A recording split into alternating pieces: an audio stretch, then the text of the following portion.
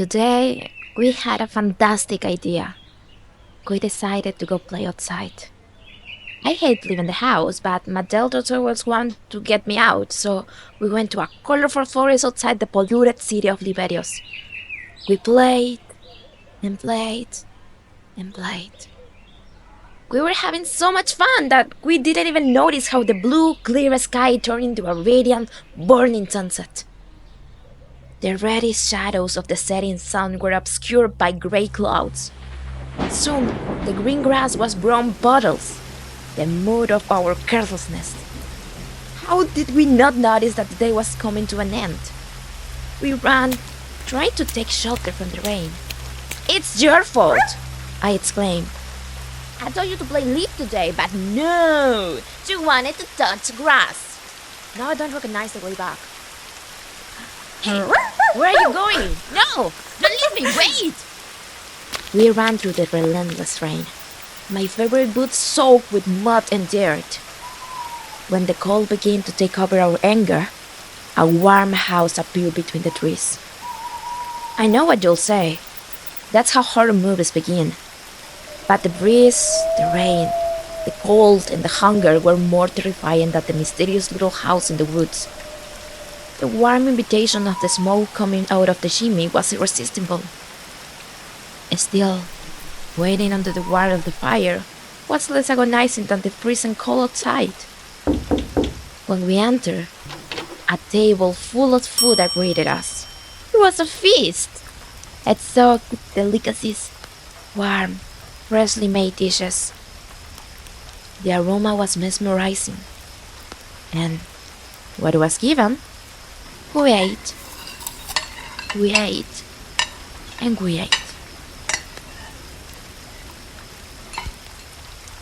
We ate until Chigo was... Rude. said a mysterious voice. It didn't come from anywhere.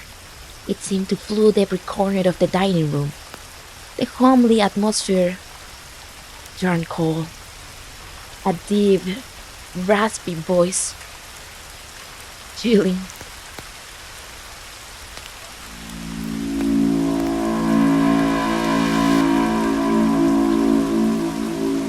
I offer you my house, but you decide to devour my food. I should eat you both, but I like the look of that guinea pig you have in your arms. In exchange for the food, I'll keep it. No! Give it back! That's not yours! The irony. I'll offer you a deal. If you manage to finish walking down this hallway, I'll give you back the blue guinea pig. How do I know you're telling the truth? You don't know, but there's no other option, is there? Fine. But you give them back to me and let us go. Okay, if you manage to cross my hallway, it's a deal. But I have one condition. You must admire each of my paintings. Don't skip any. If you do, I'll keep them both. Deal!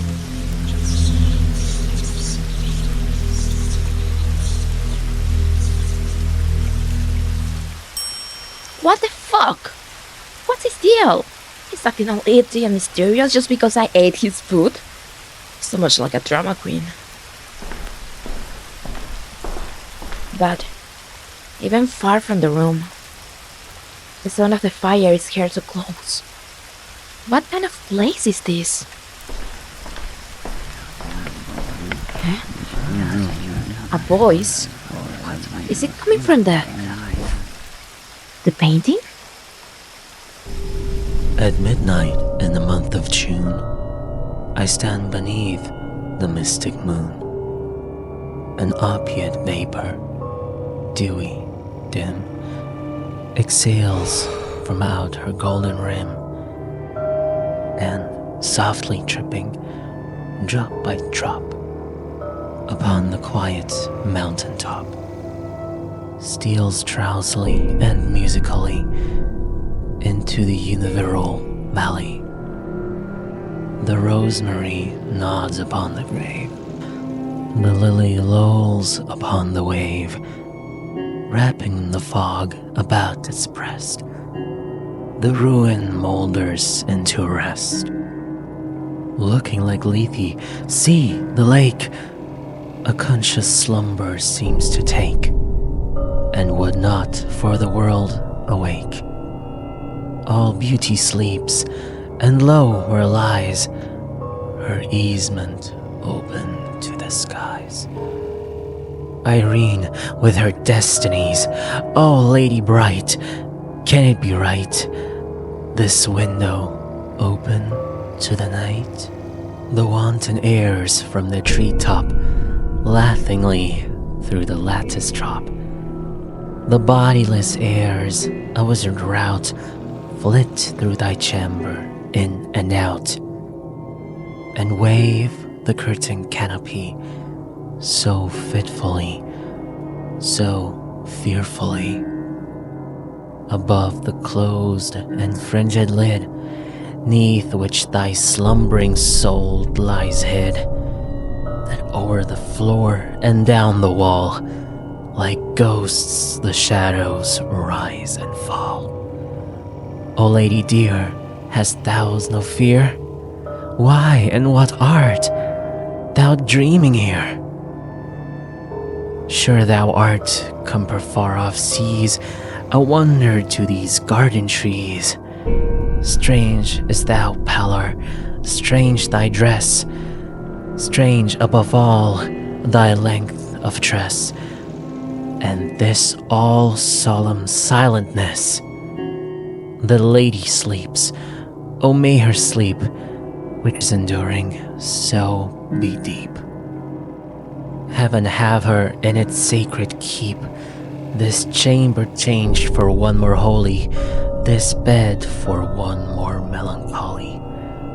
I pray to God that she may lie forever with unopened eye, while the dim-sheeted ghosts go by.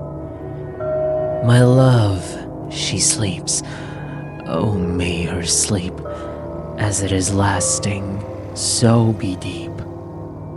Soft may the worms about her creep, far in the forest dim and old. For her may some tall vault unfold, some vault that oft hath flung its black and winged panels fluttering back, triumphant o'er the crested palls of her grand family funerals. Some sepulchre remote, alone, against whose portal she hath thrown, in childhood, many an idle stone. Some tomb from out whose sounding door she ne'er shall force an echo more, thrilling to think, poor child of sin, it was the dead groaned within. That voice was familiar. What was that? I felt immersed?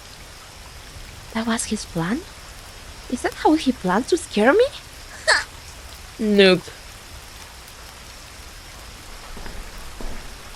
I need to save them.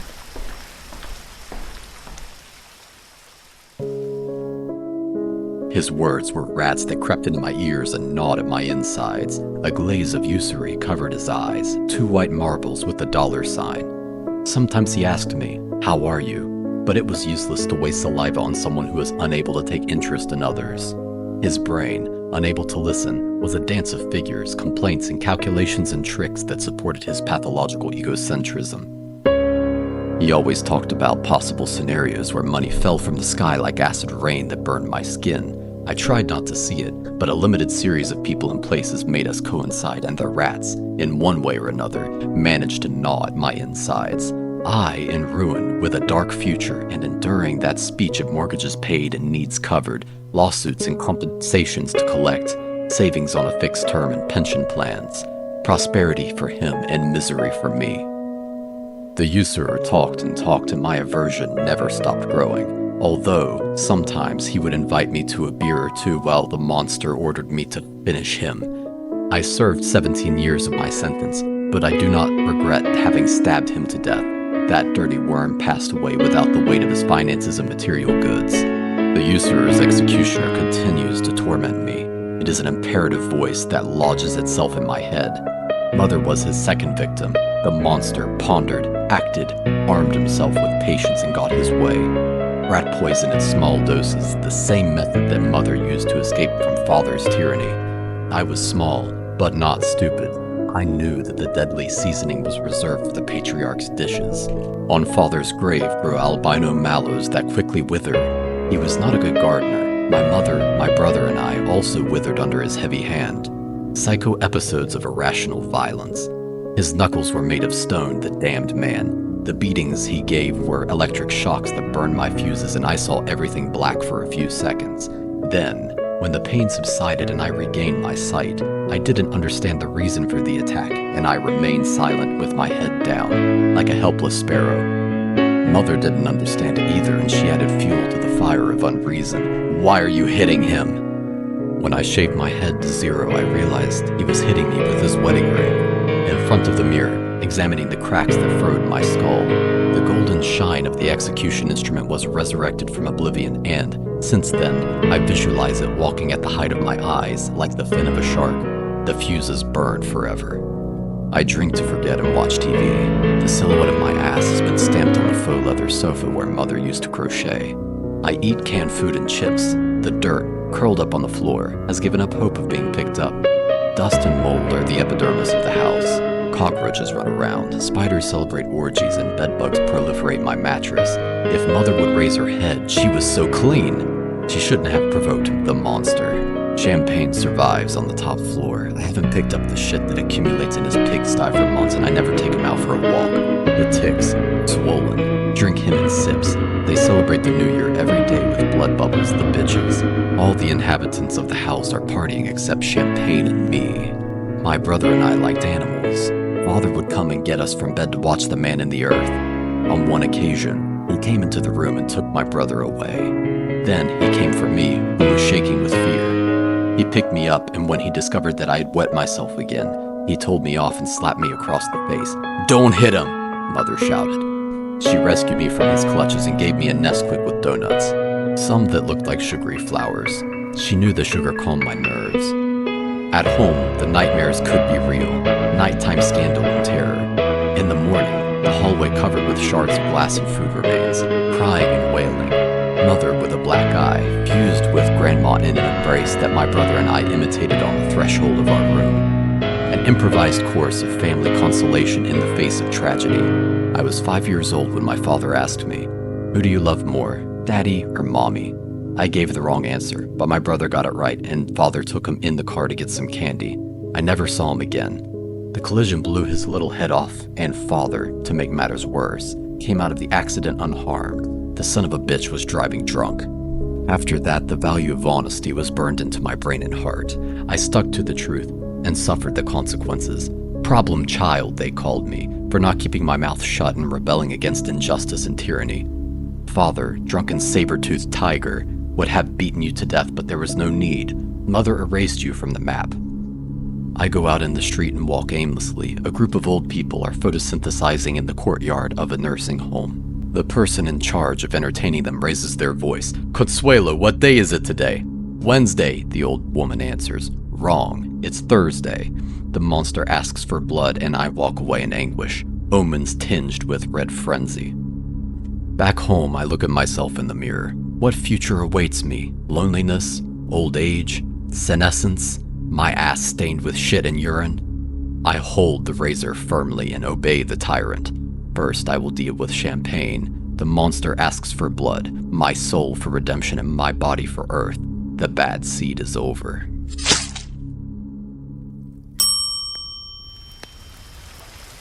Disgusting! but disturbing. That poor man is so bad. Oh, I feel so dizzy. What I was doing again? Oh, the paintings! Yeah. What? Why, why was I looking at these paintings again?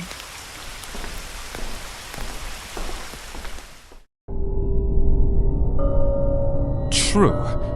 Nervous. Very, very dreadfully nervous I had been, and am. But why will you say that I am mad? The disease had sharpened my senses, not destroyed, not dulled them.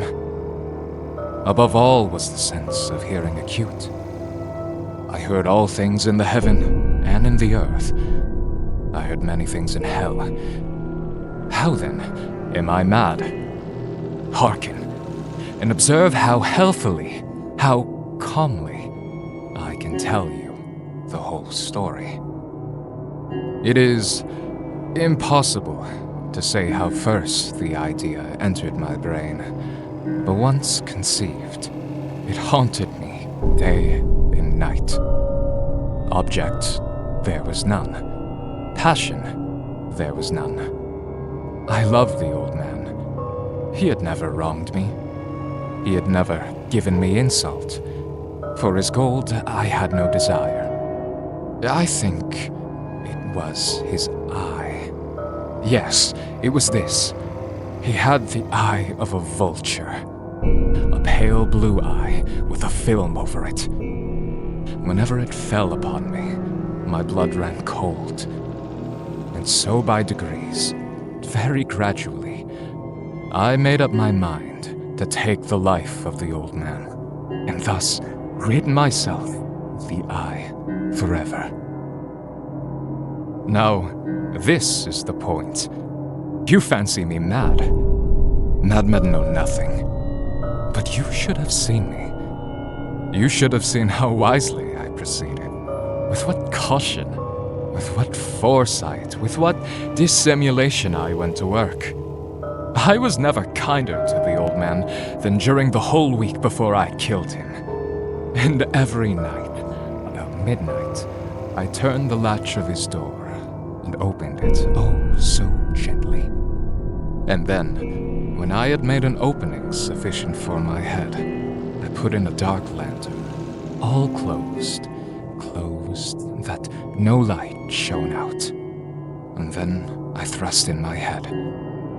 Oh, you would have laughed to see how cunningly I thrust it in. I moved it slowly, very, very slowly, so that I might not disturb the old man's sleep. It took me an hour to place my whole head within the opening so far that I could see him as he lay upon his bed. Would a madman have been so wise as this? And then, when my head was well in the room, I undid the lantern cautiously. Oh, so cautiously. Cautiously, for the hinges creaked.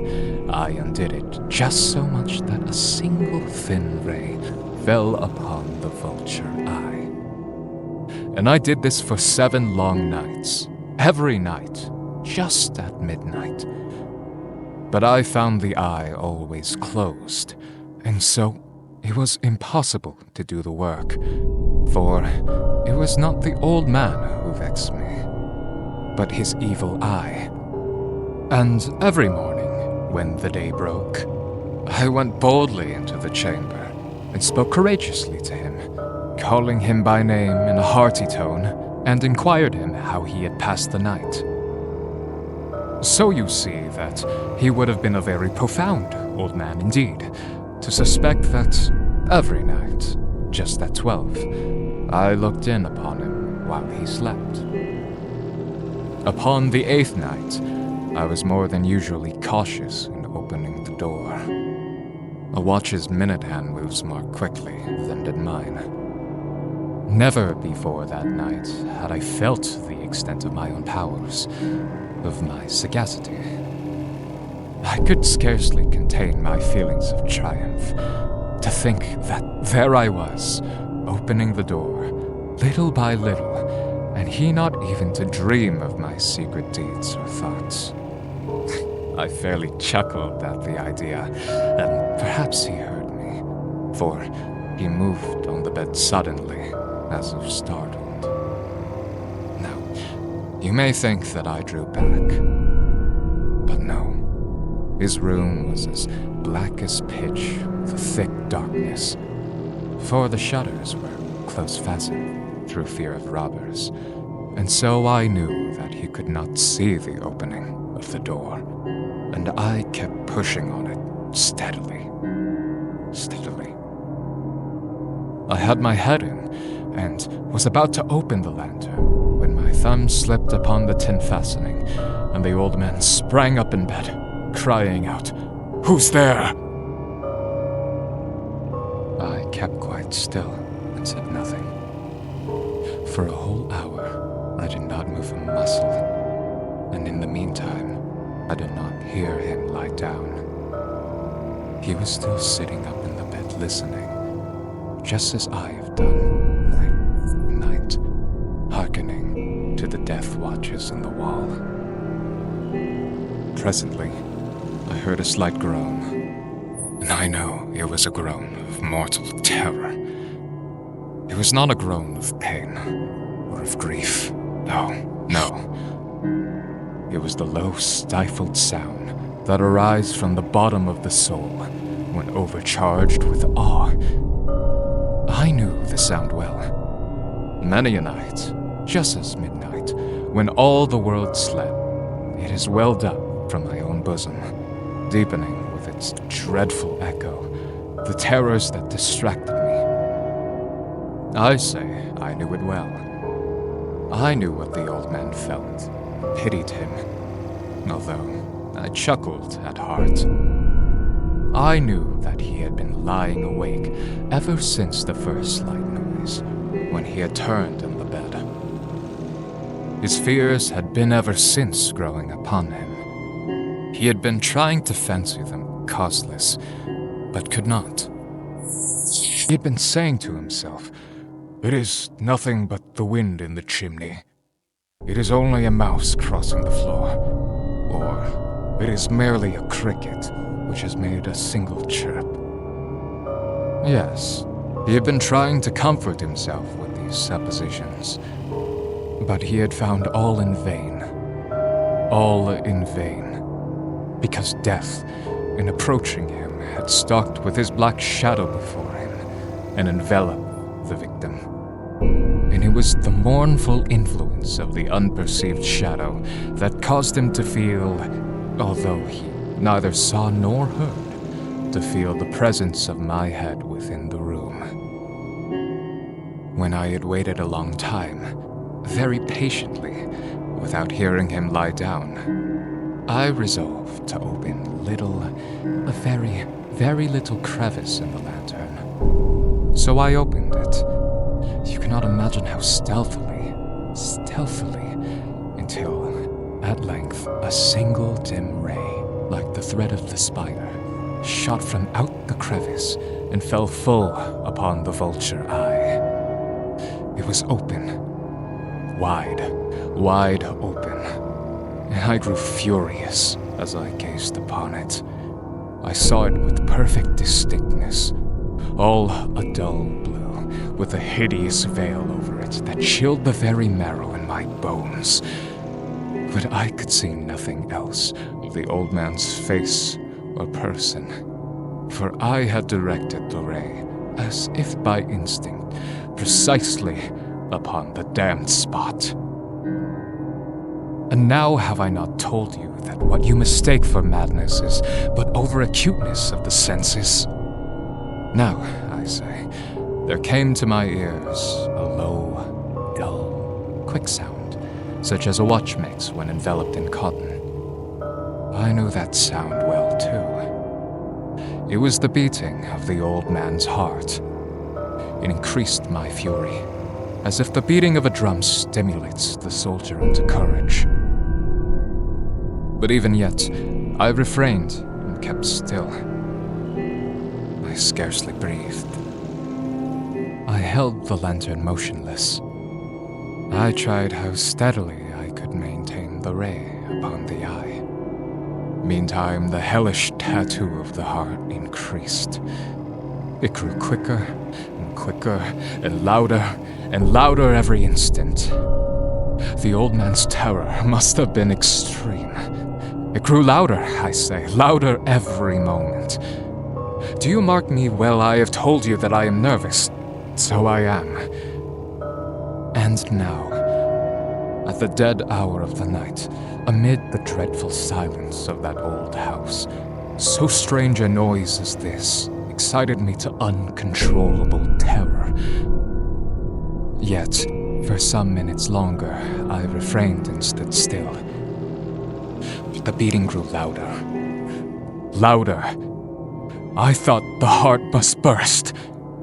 And now, a new anxiety seized me. The sound would be heard by a neighbor. The old man's hour had come.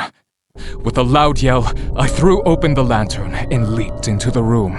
He shrieked once only, and in an instant I dragged him to the floor and pulled the heavy bed over him. I then smiled gaily to find the deed so far done. But for many minutes, the heart beat on with a muffled sound. This, however, did not vex me. It would not be heard through the wall. At length, it ceased. The old man was dead. I removed the bed and examined the corpse. Yes, he was stone dead. I placed my hand upon the heart and held it there for many minutes. There was no pulsation. He was stone dead. His eye would trouble me no more. If you still think me mad, you will think so no longer when I describe the wise precautions I took for the concealment of the body. The night waned, and I worked hastily, but in silence. First of all, I dismembered the corpse. I cut off the head, and the arms, the legs.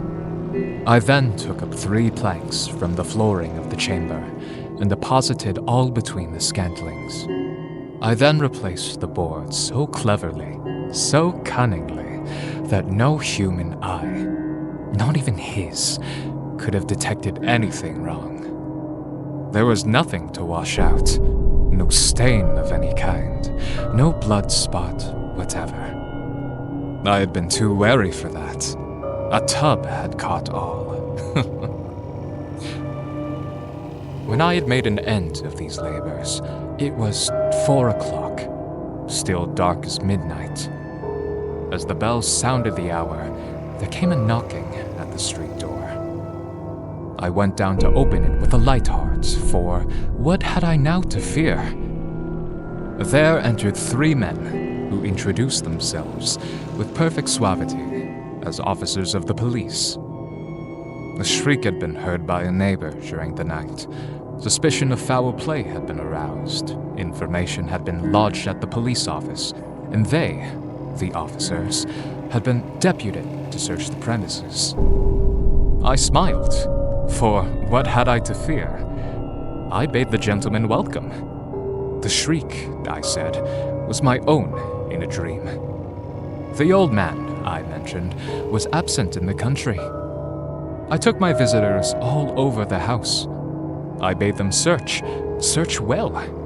I led them, at length, to his chamber. I showed them his treasures, secure, undisturbed.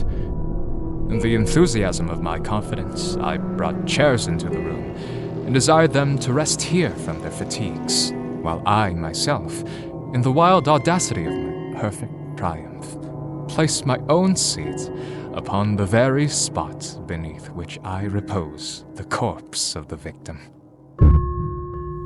The officers were satisfied. My manner had convinced them.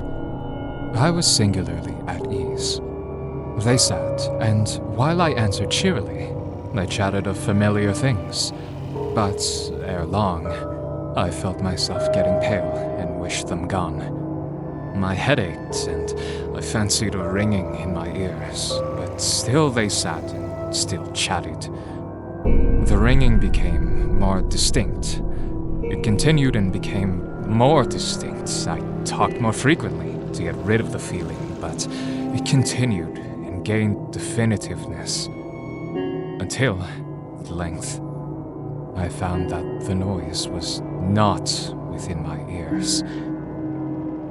No doubt I now grew very pale, but I talked more fluently and with a heightened voice. Yet the sound increased. And what could I do? It was a low, dull, quick sound. Much such a sound as a watch makes when enveloped in cotton. I gasped for breath, and yet the officers heard it not. I talked more quickly, more vehemently, but the noise steadily increased. I arose and argued about trifles in a high key with violent gesticulations, but the noise steadily increased. Why would they not be gone? I paced the floor to and fro with heavy strides, as if excited to fury by the observations of the men. But the noise steadily increased. Oh God, what could I do? I foamed, I raved, I swore, I swung the chair upon which I had been sitting, and grated it upon the boards. The noise arose over all and continually increased. It grew louder, louder, louder. And still the men chatted pleasantly and smiled. Was it possible they heard it not? Almighty God, no, they heard. They suspected. They knew. They were making a mockery of my horror. This I thought, and this I think. But anything would be better than this agony. Anything would be more tolerable than this derision. I could bear those hypocritical smiles no longer. I felt that I must scream or die. And now, again, hark! Louder! Louder! Louder! Louder! Villains! I shrieked. Dissemble no more. I admit the deed. Tear up the planks. Here. It is the beating of his hideous heart.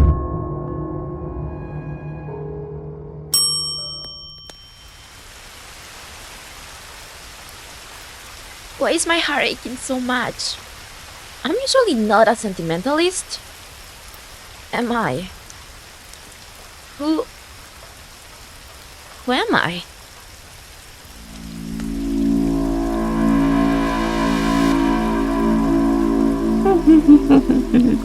Oh, didn't I tell you? The longer you spend in this hallway, the less you'll remember. I doubt you'll even remember that blue creature in the end. You won't even care about saving it soon enough. Blue creature?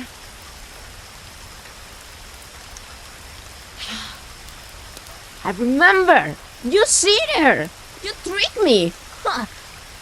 I'll show you. Ugh.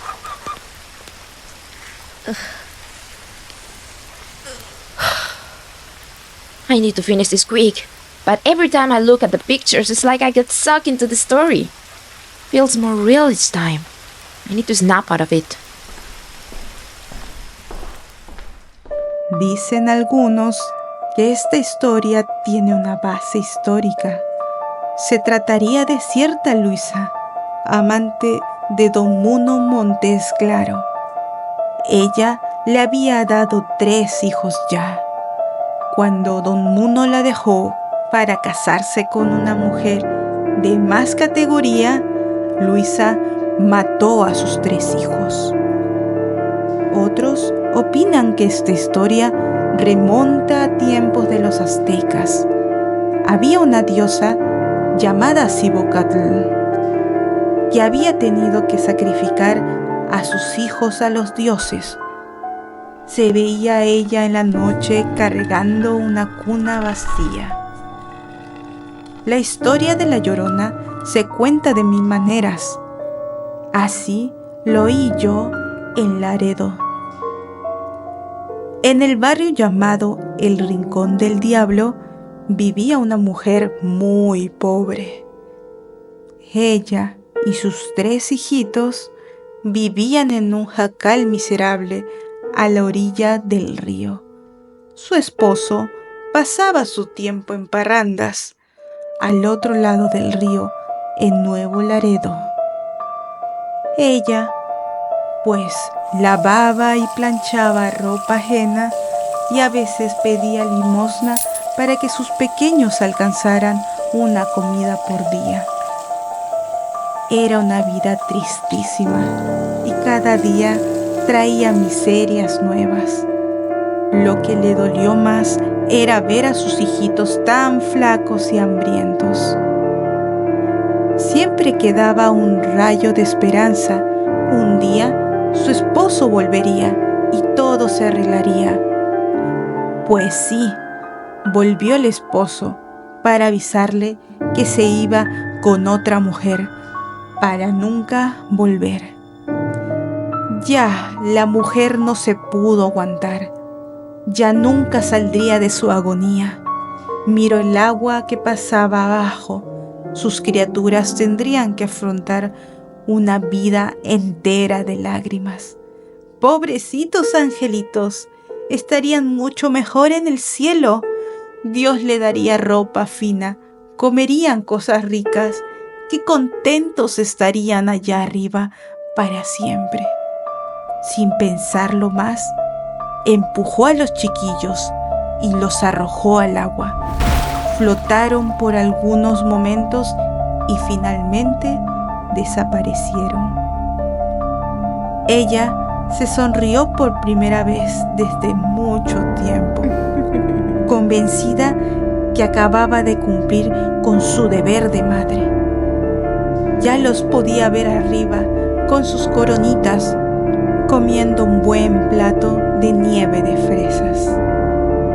Se acostó y se durmió finalmente. Cuando despertó, la mañana siguiente buscaba a sus niños. ¿Dónde estaban sus caricias, sonrisas y lágrimas? Repentinamente realizó lo que había hecho y, queriendo estar con sus chiquillos, se echó al río. Es cierto, y no falta quien lo quiera jurar, que cuando la luna está llena, se oyen sollozos de una mujer al lado del río. ¿Será la Llorona que todavía está en busca de sus niños?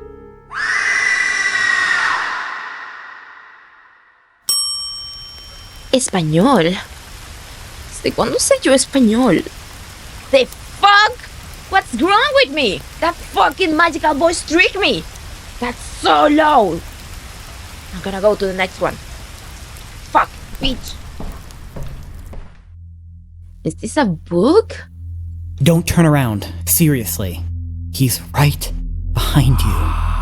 In fact, he's listening to this right now as you're listening to it. The fact that you're still alive and hearing this is proof that my experiment worked. It wasn't easy figuring out how to cast a protection spell over the sheer number of people that he's after right now. And since he can just be so many places at once, that's a lot of people. Keep listening. He's getting angry. But he can't touch you as long as your eyes are fixed dead ahead and you're listening. Once you get to the end of this message, the spell will become complete, and you can do whatever you want after that. He won't even be able to show himself to you at that point. Trust me, no one wants to see that anyways. All smiles with razor teeth, flaming eyes, needle claws, enough to drive anyone mad. He's been following you for a while now, watching you sleep, savoring the coming moment when he could finally bleed you out. If you'd looked down at the foot of your bed just a little more often, you might have seen those red, hungry eyes sweeping over you when the darkness was at its deepest. The eyes are the only part most of us can see. The rest of him only shows up when he finally touches the back of your neck. Ignore that itch. He's trying to distract you. And if you turn around now before we reach the end, you'd be done for. I worked for a long time trying to figure out how to disrupt the spell. I finally managed to combine technology and magic in a way I didn't think was possible. I designed an auditory spell at my disposal that can just be recorded and listened to. The more complex the spell, the longer the audio needs to be, and the recipient must listen to the entire audio. Otherwise, the spell will not work. So keep your ears open and your eyes forward. You're almost there. You're doing great. This thing's been going around for a long time, you know. All the way back to the first day of man, in fact. He killed many, terrified so many more, until the Egyptian mystics finally found a spell to keep him at bay. Pretty complex spell, too. A spell that takes about 5 minutes to cast, 5 minutes of listening.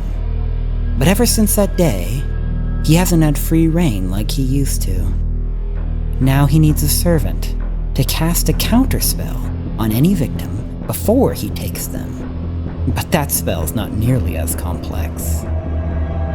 That spell takes less than 3 minutes to cast. Have you checked your timer? It's just about 3 minutes now. They're all yours, Master. Bon appetit.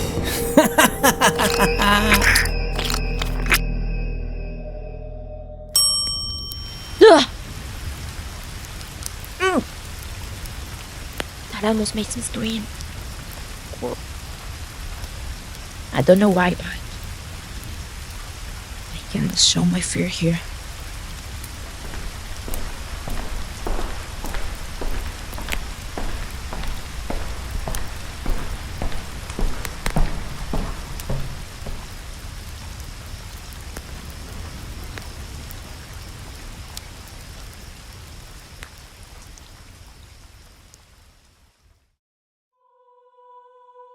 Long ago, people in Ireland believed that there was a beautiful land in the Western Sea called Tir na Nog.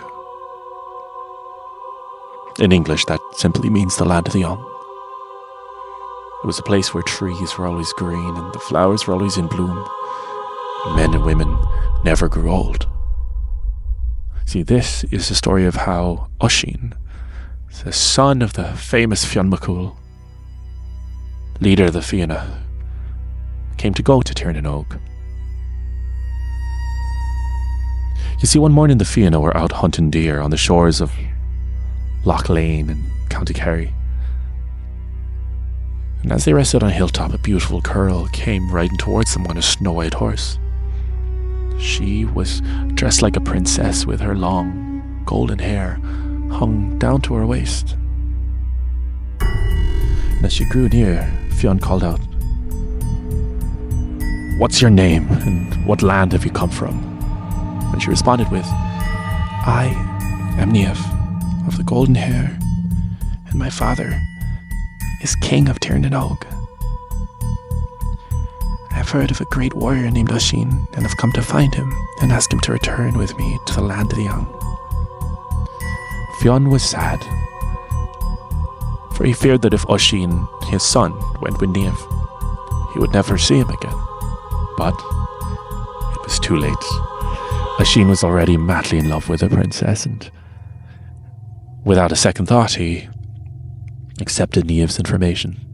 Waving goodbye to Fionn and his friends, he jumped onto the horse behind Niamh, and away they galloped into the morning mist. Over the land and the sea, the fairy horse ran, moving swiftly as a shadow.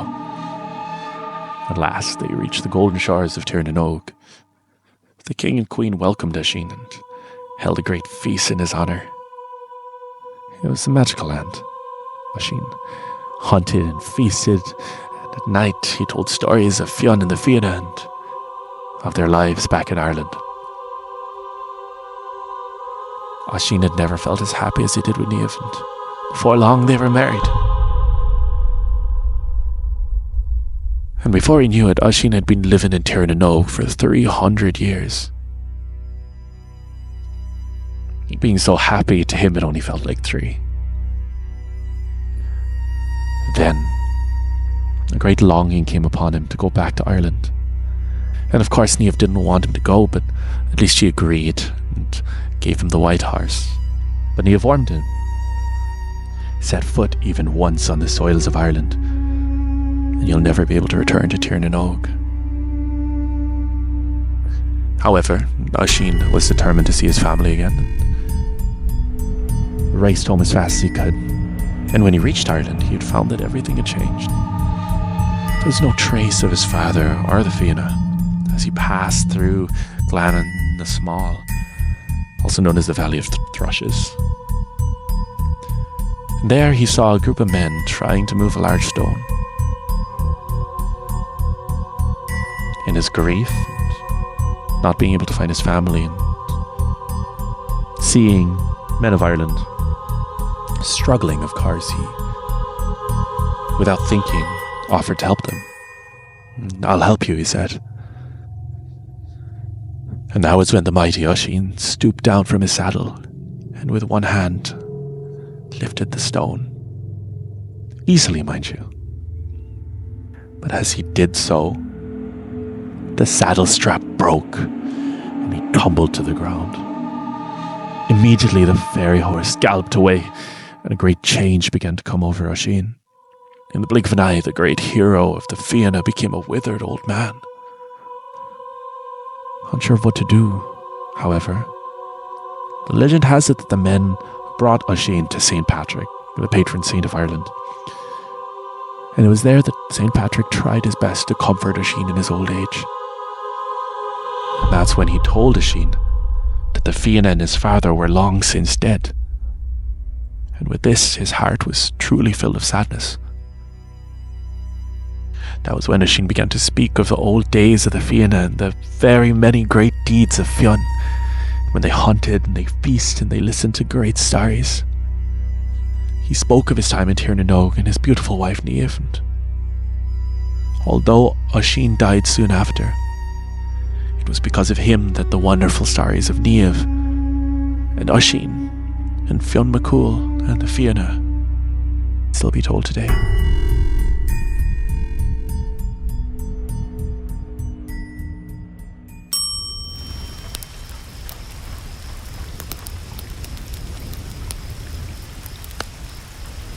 Oh.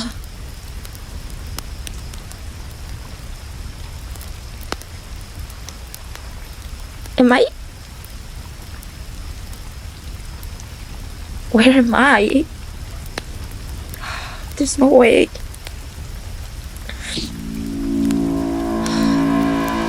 I need to get out of here. I need to keep looking.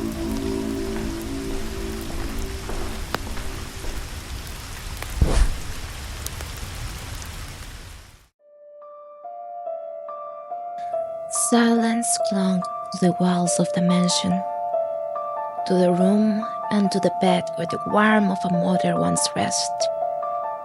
It was impossible not to remember the last kiss she gave him, her promise that everything will be fine, the deception of her sweet farewell. The night was cold on Northwest Street, New York, and the rarefied time of the 80s gave photograph of valued immortality in a black and white paper. But today, there was nothing that could freeze that scene in a sinister picture. A young woman with dark hair sat at the foot of the bed, in her world of books, while her mother slept. The woman, at an age when few had hope of becoming mothers, was pregnant. The girl and her brother anxiously awaited the yet-to-be-born brother, the fruit not of a chance, but of the obsessive experiments of her mother, a scientist who, left alone, decided to become the subject of her own studies to create the perfect son. Previous attempts had failed and left scars on her body, but she never gave up. In her mind, such a child could transcend any suffering, resist any disease, It was her prayer for immortality. As the girl read, a shudder in the air made her look up. Her mother began to convulse, in a frenzy of spasms that seemed to tear every fiber of her body. Foam and blood rushed from her mouth in a spectacle of revulsion and horror. The nurses arrived late. By then, the woman's body had become lifeless, leaving the bed stained with fluids and a disturbed stillness. The young woman, caught between disbelief and pain, the next day put on a blank mourning dress. There was no one left to console her affliction. Her brother, absent and absorbed by his work in the city, appeared only occasionally. And although he tried to take an interest in her, he understood little of the traumas that haunted her. Little by little, madness took over her mind. A slow collapse that dragged her into an abyss. At some point, she began to claim that her mother responded to her from beyond the grave, from the walls of her room, where she left grotesque messages and drawings that only she could understand. The young woman came to believe that her writings on the wall came to life and transformed into answers, inscriptions that seemed to be in unknown languages, strange symbols that only the dead could understand. She talked to herself, and her maddened eyes wandered around the walls, following the words with her finger as if there were a secret language that brought her back to her mother's arms. Her brother's anguish grew, and he no longer saw in her the sister he remembered, but an spectre trapped in his own horrors. The house began to change. When he returned with a doctor, he found the walls full of phrases in multiple languages. "They are coming.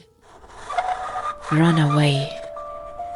Everything was covered in disgusting scribbles and symbols, dark stains, a putrid smell that scorned the decay of the place he once called home, and an atmosphere of something irreparable broken.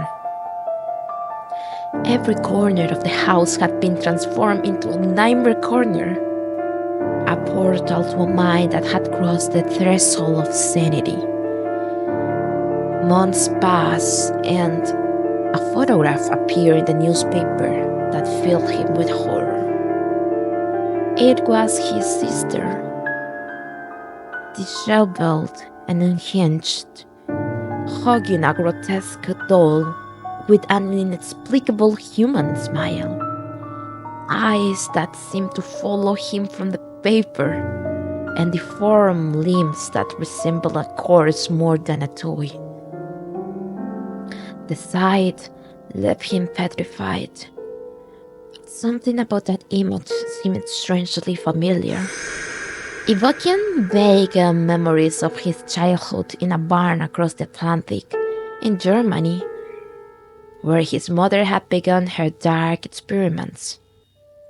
Without wasting more time, he took the first flight to the German countryside, armed with his mother's notes in a vague hope of understanding what this monster that now accompanied his sister was. With his face hardened by fatigue and determination, he traveled for days to the rural spot. Upon arriving, the atmosphere of abandonment and ruin had enveloped the place, increased his uneasiness. He could not ignore the feeling that he had entered a nightmare world that his mother had left unfinished. As soon as he saw the house, he felt an uncontrollable impulse to run, to return to that stolen childhood in which ignorance was still blessing. When he tripped and fell to the ground, a shadow covered him.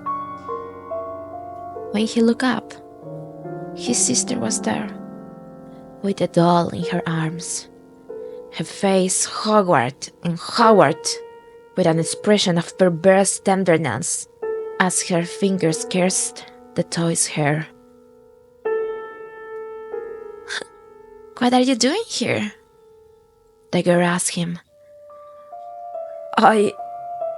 He began, but the air fled from his lungs, making a strange, strangling sound. The doll, which until that point had remained with a neutral and lost expression, slid her black pupils towards him with concern, and it made a slow, wide smile.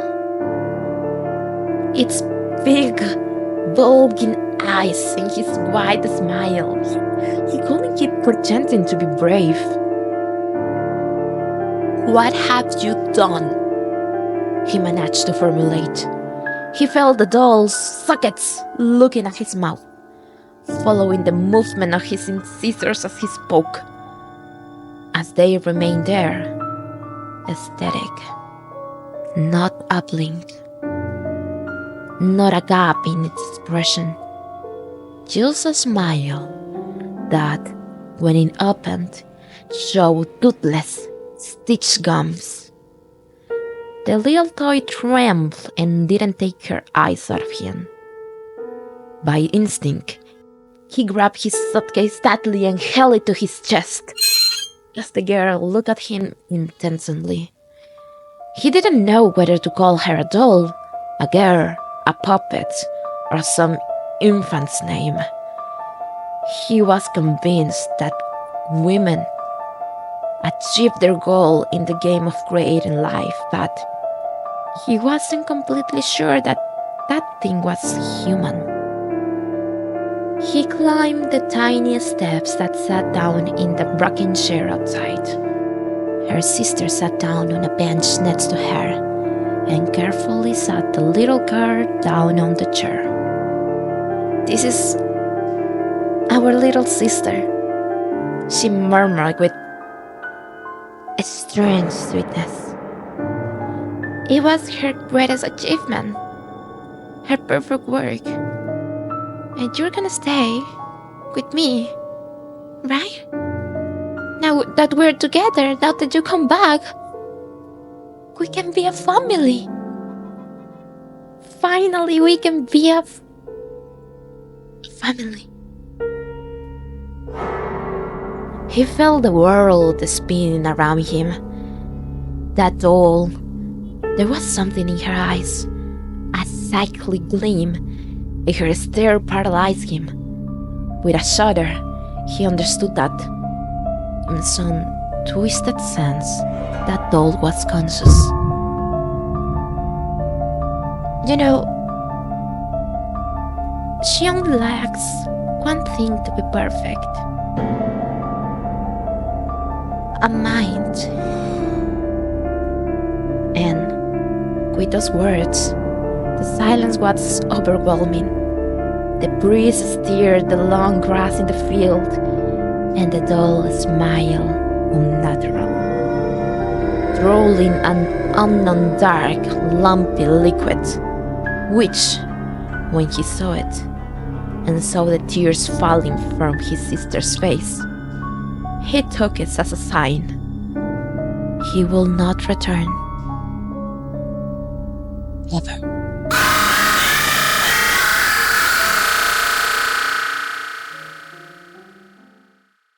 Game over.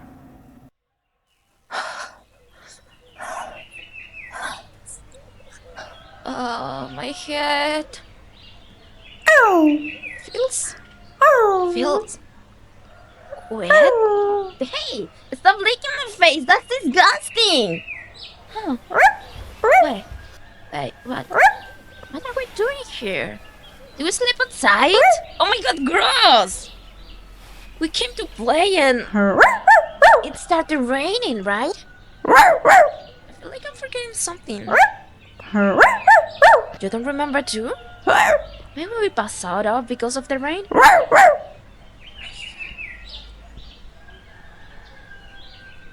Let's figure out later. I didn't make you waterproof. We need to give you maintenance. Let's go home, okay? Oh my god, you stink! What? This is not a creepy forest, you're just a pussy. Don't worry. You're safe with me.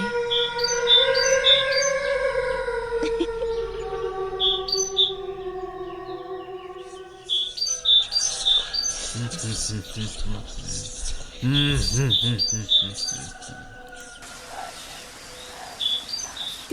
is the story of a boy and his best friend. They got lost in the woods to know how it ends. They found a house among the sturdy pines. Timber glass is smoking warm. How could they resist? Inside of a gap, awaited them. It wasn't theirs, but they ate it. How dare you steal my food? Say a raspy voice from the dark. You ate all my food, and now you pay the price. I will keep your friend until you win my game. Cause on Halloween, the spirits cross the bridge to play with the living till they entertain. So if you want to live, you father, please him.